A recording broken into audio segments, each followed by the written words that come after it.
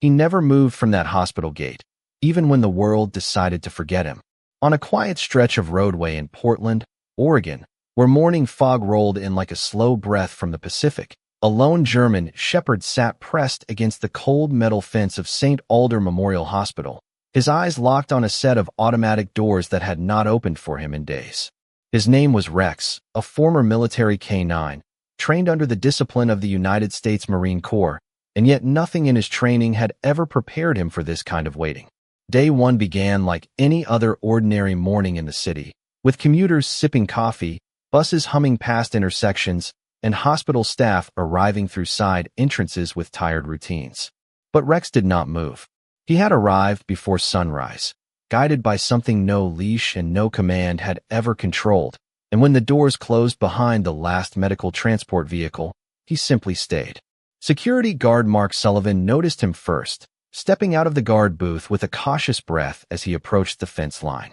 He had seen stray dogs before, but something about this one felt different, too still, too focused, as if the entire building mattered more than survival itself. Mark waved a hand, trying to shoo him away, but Rex only shifted his weight slightly, repositioning his front paws as if correcting a stance he had been trained to hold. Inside the hospital, Dr. Emily Carter was finishing her morning rounds, a clipboard pressed against her chest as she glanced through the glass panels of the ICU wing. She was used to quiet tension, the kind that lived in sterile hallways and whispered conversations. But when her eyes briefly caught sight of the dog outside, something unsettled her. There was no barking, no panic, only a steady gaze directed toward a single corridor deep inside the building, one that led toward the long-term critical care unit. That same corridor once belonged to Sergeant Daniel Hayes, a former Marine whose presence had quietly become part of the hospital's routine over the past months.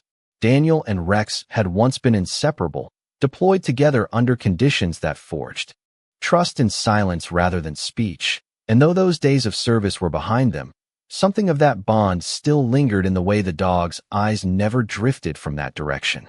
On the second day, the weather changed, a light drizzle settling over the sidewalks and turning the pavement into a reflective gray mirror, but Rex did not seek shelter.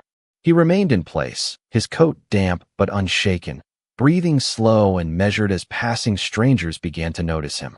A few paused, some took photos, others whispered guesses, but none approached too closely, as if instinctively respecting a boundary they could not see. Mark returned during his evening shift and found the dog in the same position, though now slightly more tired, his head lowered just inches from the ground, but still facing forward. Emily Carter reviewed patient charts that night and paused when a nurse mentioned the dog again, noting that he had not touched the food left outside earlier in the day. Curiosity began to replace routine, and she stepped outside briefly, standing several feet away from the fence, observing the stillness that felt almost unnatural in its discipline. She whispered softly to herself that no animal should understand time like this, yet Rex seemed to mark each hour without confusion or hesitation. By the third day, the hospital staff began referring to him not as a stray, but as the dog who was waiting. Security tried different approaches, from gentle persuasion to offering food at varied distances, but Rex's behavior remained unchanged. He would eat only when no one watched, and even then, only enough to sustain himself before returning immediately to his post. Somewhere deep inside the building, Daniel Hayes lay in a quiet room that rarely changed in atmosphere, his presence known more by machines than movement. Emily Carter visited that room often, speaking in low tones even when there was no response, but she noticed something unusual during her rounds, a subtle shift in the way she found herself glancing toward the hallway leading outside, as if the presence of something waiting beyond the walls had begun to echo inward. On the fourth day, a maintenance worker remarked that the dog had not moved more than 10 feet from his original position since arrival, and the comment spread through staff conversations like a soft echo of disbelief. Rex had become part of the hospital's rhythm, as constant as the hum of fluorescent lights or the distant sound of elevators, yet entirely separate from it. No one knew why he stayed, only that he did. And as the city continued its rush beyond the hospital grounds, something inside that fenced perimeter had begun to slow time itself into something heavier, something almost sacred. And still, every hour, Rex kept his eyes fixed on the same doors, as if waiting for a moment only he could recognize when it finally arrived. By the fifth morning, the hospital had begun to feel like it was sharing its silence with something far more patient than any human presence, as if the air itself had learned to slow down around the small patch of ground outside the fence where Rex still waited without hesitation. The drizzle had faded overnight, leaving the pavement cold and clean, reflecting the pale gray sky above Portland, Oregon, while early commuters moved past with little more than a passing glance, unaware that time itself seemed to bend slightly around a single unmoving figure. Inside St. Alder Memorial Hospital, Dr. Emily Carter stood near the nurse station longer than usual, her eyes drifting again toward the glass exit doors that led to the outer courtyard, where the German Shepherd remained in the same position as if the concept of leaving had never been introduced to him. She had reviewed his behavior in her mind more than once, trying to rationalize it through logic, through training, through any explanation that fit the clinical world she understood, yet nothing aligned with the consistency of his presence, the way he never paced, never turned away, never broke his focus from the corridor that led deep into the hospital's restricted wing. Security guard Mark Sullivan had stopped trying to remove him after the second day, instead adjusting his routine to include brief checks on the dog, as if he had become part of the building's perimeter rather than an intruder to be managed, and though he rarely spoke of it, he found himself lowering his voice when passing by the fence, as if acknowledging a form of discipline he could not quite name. On the fifth day, Dr. Carter finally walked outside alone, holding a small paper cup of water she had not been instructed to bring, stopping several feet away from the gate where Rex sat. She did not call to him at first, only observed the subtle rise and fall of his breathing, the way his ears shifted slightly with distant hospital sounds, always orienting back toward that same invisible point inside the structure. She spoke softly, not expecting recognition, telling him that whatever he was waiting for might not return in the way he remembered, but Rex did not react as if he understood words. Instead, his gaze briefly softened, then returned to its fixed direction, as though language itself was irrelevant compared to memory. That evening, in a quiet administrative office, Mark Sullivan reviewed visitor logs and patient transport records, searching for anything that could explain the dog's presence, and that was when he first noticed the name Daniel Hayes, a former United States Marine admitted weeks earlier after a medical emergency during routine outpatient care. The file was limited, heavily restricted, but the notes confirmed long-term observation in the critical care wing, room designation sealed for privacy. Mark did not speak of it immediately, but the coincidence settled in his thoughts like something too precise to ignore. On the sixth day, the hospital began to shift its tone. Nurses who once dismissed the animal as a stray began leaving small portions of food closer to the fence rather than scattering them at a distance, and even those who had been indifferent found themselves pausing for a second longer than necessary when passing the windows that faced the courtyard. Dr. Carter reviewed Daniel Hayes' chart again, this time focusing less on the medical language and more on the timeline of visitors allowed, noticing a gap that matched almost exactly the first appearance of Rex outside the hospital gates. That evening, she stood near the ICU corridor and listened to the steady rhythm of machines behind closed doors, then glanced through the glass at the far end where the exterior courtyard was visible, and for a moment she felt something she could not easily classify, not sorrow, not curiosity, but recognition of a connection that had not been documented anywhere in medical records. On the seventh day, Rex changed nothing in his behavior, but those watching him began to change theirs. Mark brought a small blanket from the hospital storage, placing it just inside the fence line where the dog sometimes rested, though Rex rarely used it, choosing instead to remain upright, alert, as if rest was not something he could accept while the waiting remained unresolved. Dr. Carter found herself thinking about the nature of memory, not the neurological kind she studied in patients, but something older, something tied to instinct and attachment, and she began to revisit the idea that what she was witnessing might not be waiting in the ordinary sense at all.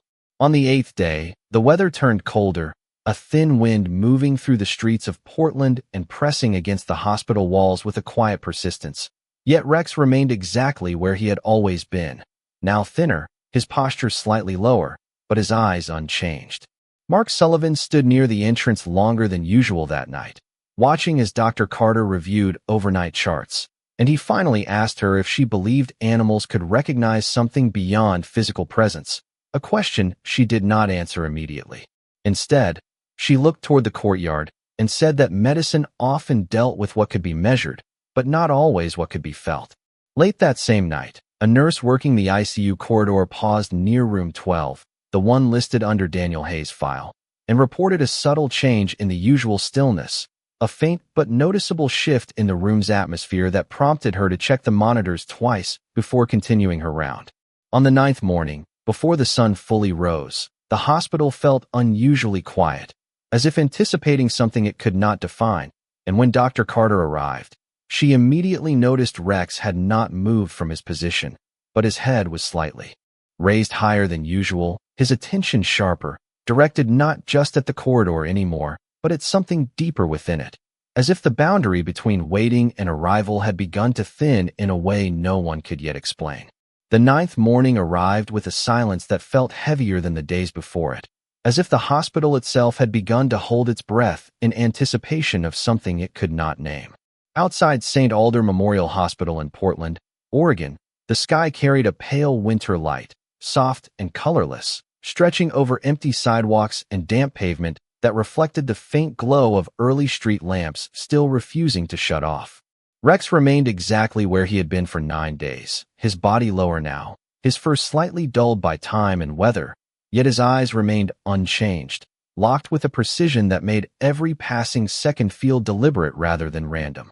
Inside the building, Dr. Emily Carter stood at the end of the main corridor near the critical care wing, her medical clipboard hanging loosely in her hand for the first time in her career, not because she had forgotten her duties, but because something in the atmosphere felt different, as if the usual rhythm of machines and footsteps had been interrupted by an unseen signal. Security guard Mark Sullivan was already present near the entrance, his posture less formal than usual, hands resting quietly at his sides as he observed the courtyard through the glass doors, no longer questioning the presence outside, but instead acknowledging it as something that had become part of the hospital's identity. At precisely 7:42 in the morning, a nurse stepping out of the ICU corridor paused suddenly, her attention drawn not by sound, but by a subtle shift in movement along the far end of the hallway where room 12 was located, the restricted care unit assigned to Sergeant Daniel Hayes, a former United States Marine whose condition had remained unchanged for days. Dr. Carter followed the nurse's gaze instinctively, and for a brief moment the hospital felt suspended, every sound reduced to a distant hum. Then, without warning, a soft but distinct alert sounded from the medical monitors inside room 12, not an emergency alarm, but a change in pattern, a fluctuation that required immediate verification. Dr. Carter moved quickly down the corridor, Mark Sullivan following close behind, their footsteps controlled but urgent in a way that was unusual for such a quiet morning. As they reached the glass panel of room 12, Dr. Carter stopped, her expression shifting from clinical focus to something closer to disbelief, because the monitors that had remained steady for so long now displayed subtle but undeniable signs of response, a variation that suggested awareness where there had previously been only stillness. At that exact moment, outside the hospital, Rex lifted his head higher than he had at any point in 9 days, his ears tightening forward as if responding to a call no human could hear.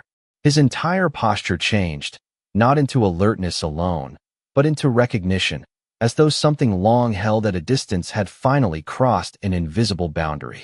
Dr. Carter placed her hand against the glass of the ICU door, watching carefully as the medical team inside confirmed the change, speaking in low voices, checking readings twice, confirming what the data was now clearly showing.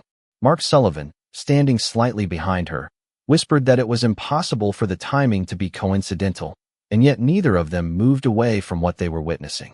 In the courtyard, Rex took a single step forward, then another, his movements slow but intentional, as if every muscle in his body had been waiting for permission to act. Dr. Carter suddenly turned her head toward the exit, her intuition aligning with something she could not fully explain, and she moved quickly back toward the main doors, Mark following as she stepped outside into the cold morning air. The moment she cleared the threshold, she saw it. Rex no longer sitting in place, but standing fully, his attention no longer fixed on the building alone, but directed toward the interior path leading through the hospital, as if he understood that something within those walls had changed its state of existence. There was no noise, no sudden movement, only the quiet tension of recognition, forming across a distance that had held for 9 days. Dr. Carter stopped a few yards away from the fence, her breath visible in the cold air, and for the first time she did not speak to the animal as if trying to calm it, but simply watched as if she was the one being observed. Inside room 12, the medical team confirmed a second fluctuation, stronger than the first, prompting immediate attention and a more careful assessment of the patient's condition. Outside, Rex lowered his head slightly, then lifted it again, as if synchronizing with something happening beyond sight. And in that moment, the boundary between waiting and return no longer felt like imagination or hope, but like a transition that had finally begun. Dr. Carter placed her hand over her mouth briefly, not in shock, but in recognition that something deeply personal was unfolding in a place defined by science, and yet refusing to be contained by it. Mark Sullivan stepped closer to the fence line. His expression softened, no longer that of a guard, but of someone witnessing an understanding that did not require explanation. And as the morning light slowly expanded over the hospital grounds, Rex remained standing, no longer waiting in stillness, but preparing as if the silence he had carried for 9 days had finally reached its end. The moment the medical team inside room 12 confirmed the second wave of change on the monitors, the entire atmosphere inside St. Alder Memorial Hospital shifted from quiet observation into controlled urgency, though no one raised their voice beyond a careful threshold, as if speaking too loudly might disturb something fragile that had just begun to return. Dr. Emily Carter stood motionless for a fraction of a second after seeing the updated readings, her eyes scanning the data again and again, not because she doubted what the machines were reporting, but because the timing itself defied the patterns she had learned to trust throughout her entire medical career. Behind her, security guard Mark Sullivan had already moved closer to the corridor entrance, his posture no longer defensive but attentive in a way that suggested he was no longer guarding against intrusion, but witnessing alignment. Outside, beyond the glass doors and across the small courtyard, Rex remained standing, his entire body now held in a steady posture that carried neither hesitation nor confusion, only focus so precise it seemed to connect him directly to something beyond physical sight. Dr. Carter suddenly stepped forward, crossing the threshold into the courtyard, the cold air meeting her immediately as she moved closer to the fence line, her breath forming faint clouds that dissolved quickly in the morning light. She did not call out, did not attempt to command or redirect the animal, because instinctively she understood that what she was observing was not a behavior that could be interrupted without consequence, but a moment that had been building across time. Inside the hospital, nurses exchanged brief but focused glances as the monitors in room 12 stabilized further, showing consistent improvement that required immediate verification and adjustment of protocols. A physician entered the room quickly, reviewing the patient's condition with careful attention, while still maintaining the quiet discipline expected in critical care environments. Yet even within that controlled setting, there was a subtle acknowledgement that something unexplainable had occurred in parallel with the changes outside. Dr. Carter stopped several yards from Rex, her eyes fixed on him as he slowly took another step forward, this time not toward the fence or away from it, but in alignment with the direction of the hospital corridor that led directly toward room 12. Mark Sullivan followed behind her, stopping just slightly to the side, his expression no longer analytical but softened by something closer to understanding without language. The morning light had grown stronger now, stretching across the courtyard in pale gold tones that contrasted against the cold gray surfaces of the hospital structure, and in that light Rex's presence no longer felt like waiting, but like transition itself, as if the boundary he had been standing against for 9 days had finally become permeable. Inside room 12, the medical staff confirmed a sustained response, a continuity of improvement that required further observation but could no longer be dismissed as fluctuation, and Dr. Carter received the update through her earpiece while still standing outside, her eyes never leaving Rex. For the first time, she noticed something different in his posture, not tension, not anticipation, but recognition that seemed to settle into him, as if an unseen connection had finally been acknowledged on both sides. She slowly lowered her hand from the fence, her professional certainty temporarily replaced by something more human, something that did not belong in charts or reports, yet demanded acknowledgement all the same. Mark Sullivan exhaled quietly, almost imperceptibly, as if realizing he had been holding his breath without noticing, and he glanced briefly toward Dr. Carter, who remained still, her attention divided between the medical reality inside the building and the living presence outside it. Rex took one final step forward, then paused, his ears angled slightly toward the hospital entrance, as if waiting for permission that no longer needed to be given.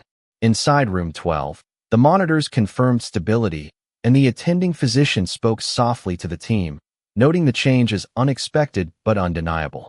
Outside, Dr. Carter finally spoke in a low voice, not as instruction, but as acknowledgement, saying that whatever they were witnessing was not random timing, and Mark Sullivan agreed without argument. The courtyard remained still except for the faint movement of morning air passing through the fence line, and in that stillness, Rex lowered his head slightly, then raised it again, holding the position as if confirming that something long separated had finally come within reach. No one moved to intervene, because no one could determine whether what was happening belonged to medicine, instinct, or something neither of them had the language to define.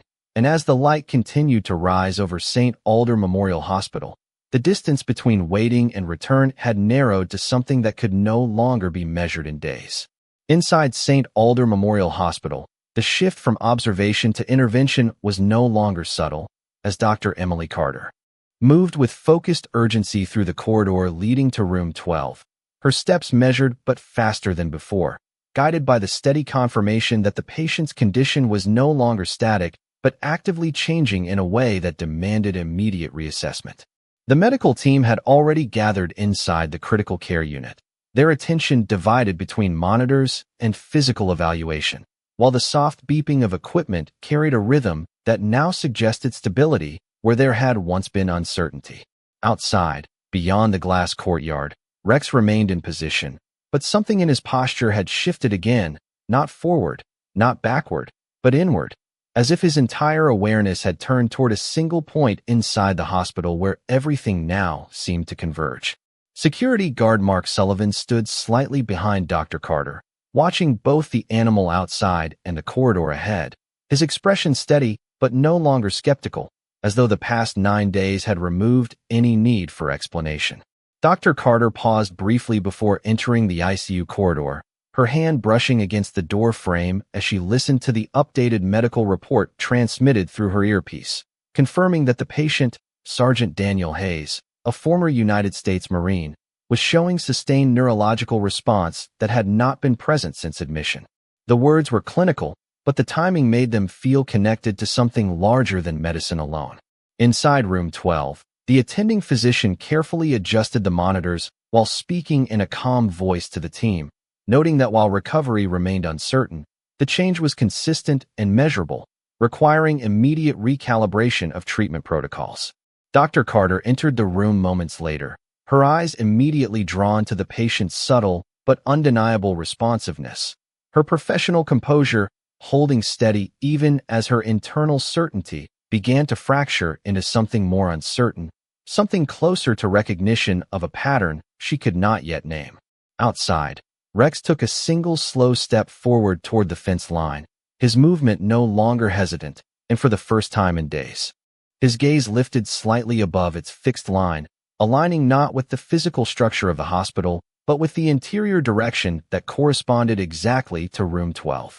The morning air carried a faint chill, but the light had grown stronger, spreading across the courtyard in soft gold tones that contrasted with the sterile white of the hospital walls, creating a visual boundary between stillness and awakening. Inside, Dr. Carter observed a second confirmation from the monitors, a consistent response that suggested not random fluctuation but coordinated recovery, and she exchanged a brief look with the attending physician, both of them recognizing without words that something unusual was unfolding.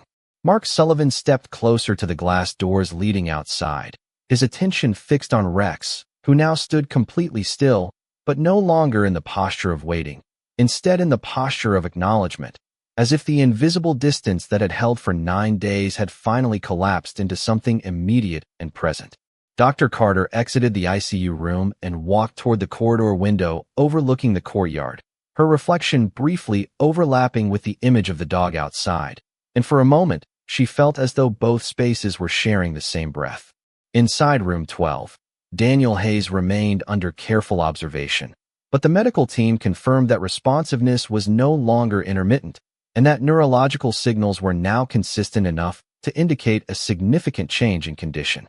Dr. Carter placed a hand lightly against the glass, not in clinical assessment, but in silent recognition of timing that defied conventional explanation, while Mark Sullivan stood beside her, no longer attempting to interpret what he saw, only witnessing it. Outside, Rex lowered his head slightly, then raised it again, his entire body remaining still except for a subtle shift in stance that suggested readiness rather than anticipation, as if the final threshold between separation and return was no longer theoretical but imminent. The courtyard remained quiet except for distant hospital activity and the faint sound of wind moving across the building edges. And in that quiet, the connection between inside and outside felt less like coincidence and more like alignment, as if two separate realities had finally synchronized at the exact same moment. The atmosphere inside St. Alder Memorial Hospital had reached a point where silence no longer felt empty, but charged, as if every corridor, every monitor, and every closed door was participating in a single unfolding moment that no one had yet fully named. Dr. Emily Carter stood near the observation window outside room 12, her hands steady, but her attention completely absorbed by the pattern changes now stabilizing across multiple medical readings, confirming that the patient, Sergeant Daniel Hayes, a former United States Marine, was no longer in a passive state, but demonstrating continuous neurological engagement that had not been present in previous evaluations. Inside the room, the medical team moved with careful precision, adjusting equipment and documenting every shift, while maintaining the controlled discipline required in critical care. Yet even among them, there was an unspoken awareness that what they were witnessing did not align neatly with expectation or precedent. Security guard Mark Sullivan remained just behind Dr. Carter, his posture unchanged but his focus divided between the hospital interior and the courtyard beyond the glass doors, where Rex still stood in the same aligned position, though now his body carried a subtle tension that suggested anticipation rather than endurance. The morning light had fully settled over Portland, Oregon, casting long, pale reflections across the polished floors of the hospital interior, and that light seemed to bridge the space between inside and outside in a way that made separation feel temporary rather than absolute. Dr. Carter finally spoke in a low voice, not as instruction but as observation, noting that the stability pattern being recorded was not only sustained but improving incrementally, and the attending physician inside room 12 confirmed the assessment with a quiet acknowledgement that further evaluation was now required under updated parameters. Outside, Rex took another step forward, slower than before, but deliberate, his gaze now no longer fixed on distance but aligned with direction, as if he had crossed an internal threshold that changed his understanding of where he needed to be. Mark Sullivan shifted slightly closer to the glass, his expression softening further as he watched the animal outside, and for the first time he no longer appeared as a man assessing a situation, but as someone witnessing an outcome he could not influence. Inside room 12, Daniel Hayes showed another measurable response, subtle but consistent, prompting the medical team to adjust their approach while maintaining calm coordination, their movements precise but no longer purely routine. Dr. Carter entered the corridor again, her attention split between the patient data and the presence outside, and as she moved, she noticed something she could not ignore, a synchronization between the timing of the medical changes and Rex's physical reactions, both occurring within the same narrow intervals, as if connected by a mechanism no instrument in the hospital could detect. The courtyard remained still, but the sense of stillness was no longer passive. It felt like expectation concentrated into a single point of time. Rex now stood fully upright, his ears forward, his entire body aligned toward the hospital entrance, no longer waiting in place but prepared for movement that had not yet been triggered. Dr. Carter paused again at the glass, her reflection faint against the interior lights, And for the first time, she did not attempt to categorize what she was seeing through clinical terms, because the pattern had moved beyond what classification alone could contain. Mark Sullivan finally spoke quietly, asking whether it was possible that the animal was responding not to distance but to presence itself, and Dr. Carter did not answer immediately, because inside room 12 the monitors confirmed another shift, more stable than before, suggesting not fluctuation but progression. The medical team adjusted their focus accordingly, confirming that the patient's condition was now transitioning from observation into active responsiveness. Outside, Rex lowered his head slightly, then lifted it. Again, and in that motion there was no hesitation, only certainty, as if the final separation between waiting and arrival had already begun to dissolve into something irreversible. The hospital around them continued its quiet operations, unaware that a threshold had been crossed not through sound or alarm, but through recognition that could not be measured by instruments. And as Dr. Carter stood between glass and light, she understood that what was unfolding was no longer a question of time, but of return. The moment of transition inside St. Alder Memorial Hospital did not arrive as a sudden event, but as a gradual convergence of signals that slowly aligned until they could no longer be dismissed as coincidence. And Dr. Emily Carter found herself standing in that narrow space between medical certainty and something far more difficult to define. The monitors inside room 12 continued to display stabilized neurological activity for Sergeant Daniel Hayes, a former United States Marine, now showing patterns consistent with sustained responsiveness rather than isolated fluctuation, and the attending physician confirmed this with quiet precision while adjusting the documentation protocols to reflect the new condition. Outside, the courtyard held a stillness that felt different from the previous days, as if the air itself had become more focused, more aware of what was about to occur, and Rex remained at the same position he had held for 9 days, though now his posture carried an unmistakable readiness that no longer resembled waiting but preparation.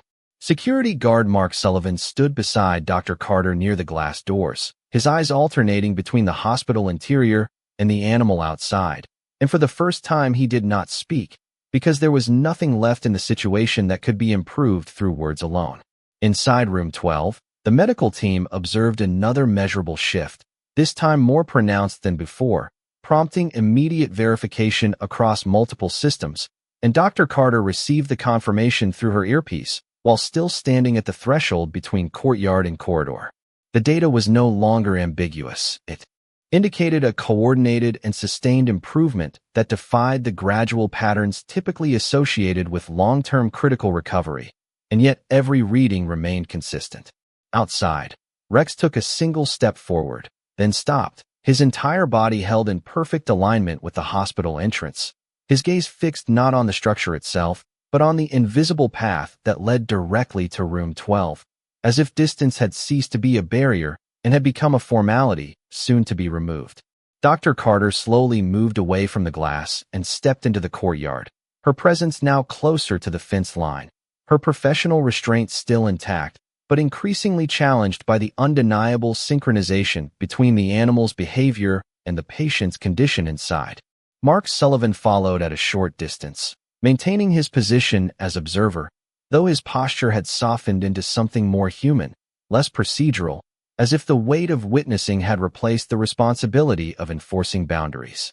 Inside, the attending physician confirmed that the patient's responsiveness had reached a level that allowed for cautious interaction protocols, and the room filled with quiet adjustments, each movement deliberate, each decision measured against the evolving stability.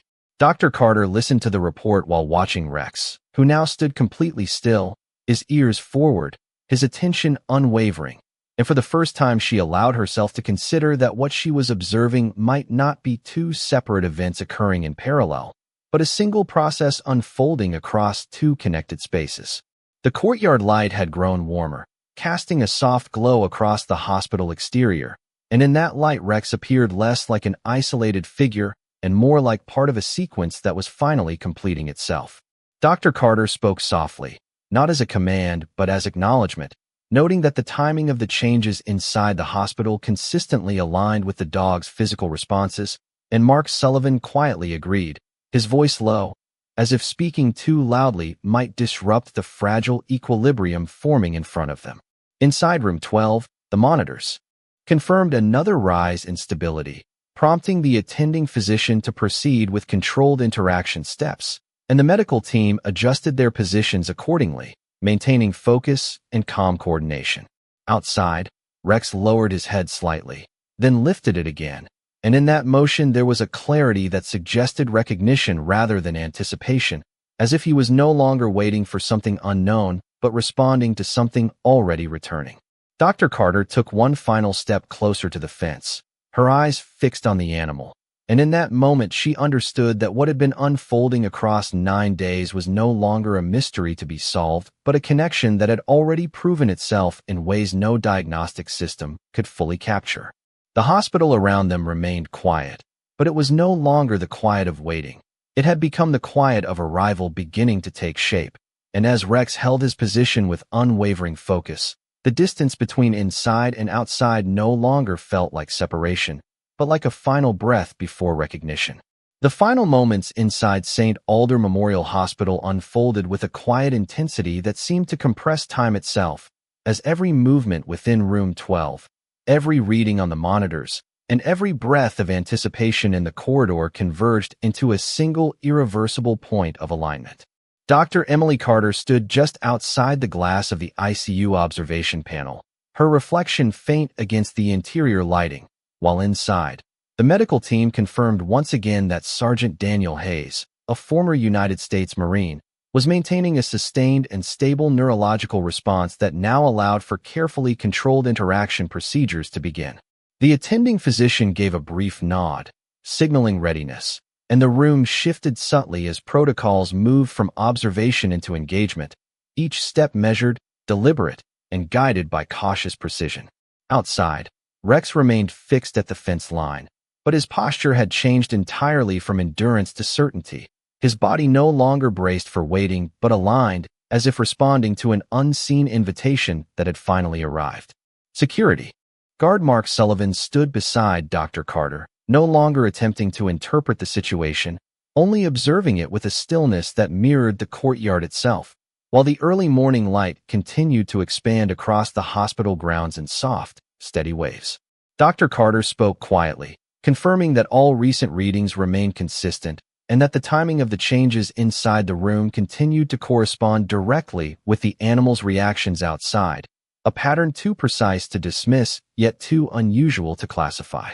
Inside room 12, the medical team initiated the controlled awakening protocol, carefully adjusting sedation levels and monitoring every response with heightened attention, and within moments, subtle changes in the patient's condition became visible on the monitors, confirming progression beyond passive recovery. Dr. Carter felt her breath slow as she watched, her professional certainty now layered with something more difficult to define, something that resembled recognition rather than analysis. Outside, Rex took a single step forward, then another, and this time there was no hesitation in his movement, only continuity, as if the distance that had separated him from what he sensed inside the building had finally dissolved. Mark Sullivan shifted closer to the door, his eyes fixed on the courtyard, and for the first time his expression held no trace of procedural duty, only quiet acknowledgement of something unfolding beyond ordinary explanation. Inside, the attending physician confirmed that the patient's responsiveness had increased again, this time strong enough to suggest conscious awareness beginning to return, and the medical team moved with synchronized focus, preparing for the possibility of interaction. Dr. Carter stepped slightly forward into the courtyard, her attention fully divided between the live data on her device and the animal just beyond the fence, and in that moment she realized that the alignment between both was no longer occasional but continuous, as if two separate systems had begun to operate as one. Rex lowered his head briefly, then lifted it again, and in that motion there was a clarity that suggested not anticipation, but recognition completed. The hospital around them remained silent except for the controlled activity within room 12, yet even that silence felt different now, less like waiting and more like arrival taking shape. Dr. Carter spoke softly, acknowledging that what they were witnessing defied standard explanation, but she no longer attempted to separate observation from meaning, because the pattern had become undeniable. Mark Sullivan exhaled slowly, his gaze still fixed forward, as the courtyard light grew warmer and the boundary between inside and outside seemed to lose definition entirely.